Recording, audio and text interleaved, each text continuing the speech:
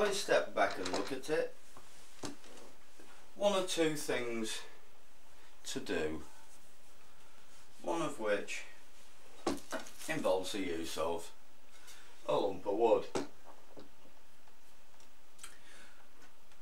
Do it yourself marl stick, any old lump of, what's that, about 3/8 dowel, 1/2 inch dowel. Rest it on the corner of your easel rather than on the canvas itself, because it can tend to damage. We've got a few highlights just to touch in down the side of the face there, around the edge of the ear where the light's catching it, and there, tip of the nose. May just go in with a tiny touch of titanium white and blend it. There's a nice bright highlight right on the end of his schnoz. There we go. It's not too clear till I zoom in, which I'll be doing in a few minutes. Need to mix a touch of that lighter shade with a little more titanium white, just to bring it up a touch.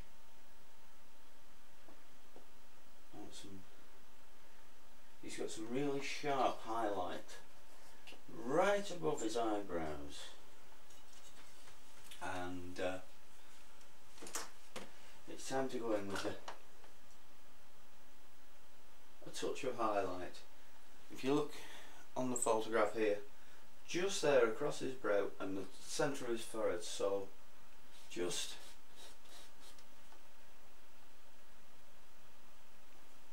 trying to bring that bit of highlight across his brow there.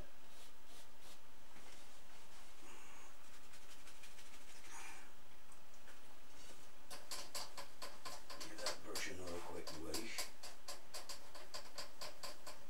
A bit of the old paint seeping through there.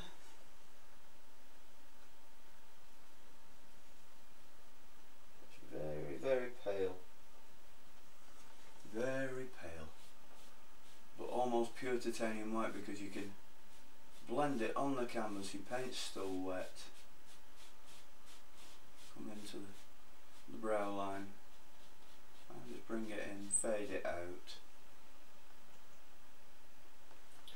And again, just here on the forehead, scrub it in. Just in there. We'll get the Bob Ross Magic 2-inch brush out in a minute. It could do a bit more. That's better. Just in there. That's looking a little more like it. Done the end of his nose, there's a little bit just comes down in there. Very bright. Just to the bridge of his nose. Touch here on the cheek. And then follow the bones of the face. Will tell you where the highlights should be. If you're wondering, have a look on the net. There's plenty of anatomy books for free download, or there's plenty of little sites that tell you all about facial anatomy, which is, some of them are very, very good. Teach you an awful lot very quickly. Until you know what's sitting there under the skin, how can you paint what's on the top of it? It does help to actually just bone up a little bit on facial anatomy.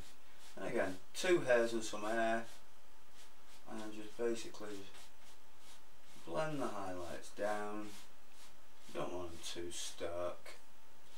Just nice and gently blend it out. 2 hairs and some hair. Fade out the edges. Feather it out.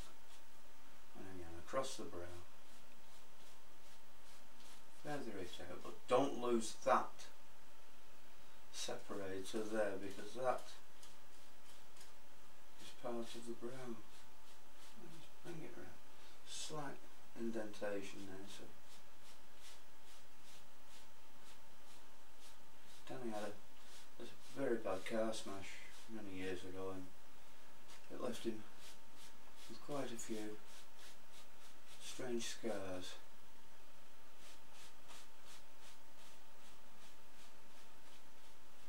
Quite badly hurt.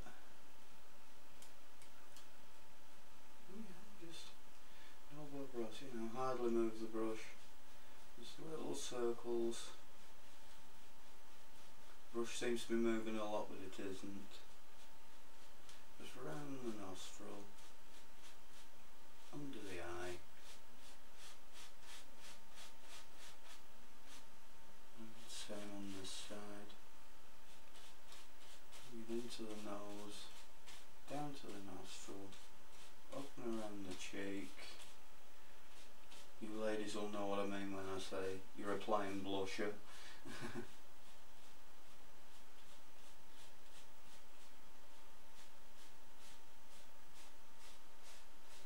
Make it as though you are applying blusher. Ooh, a hair. There we go. Gently fade them in. It's got a little bit too harsh there. Bring some of the darker colour in from the outside.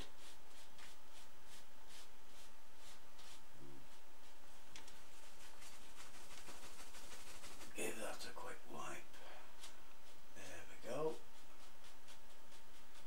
And you can blend and blend and blend until it's almost photographic. Depends how far you want to go with it. I like a painting to look like a painting. Some people like them to look like they're a photograph. And just bring that edge down. Just gently out. Same with that one. Just gently out. There we go. Looking a little more like.